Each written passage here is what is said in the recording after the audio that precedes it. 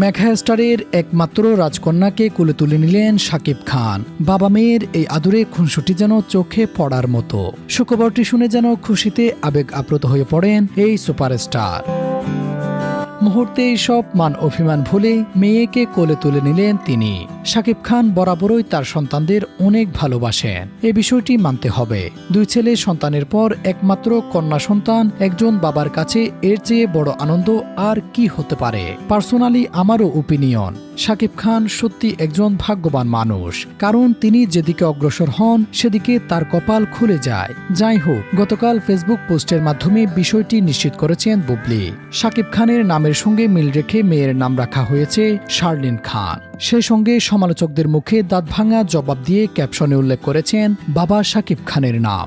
বিষয়টি দেখার পর শাকিব ভক্তরা অনেক বেশি এক্সাইটেড, কারণ শাকিব বুবলি জুটিকে কম বেশি সবাই পছন্দ করেন। শাকিব খানের নবাগত রাজকন্যাকে নিয়ে আপনার কি মন্তব্য?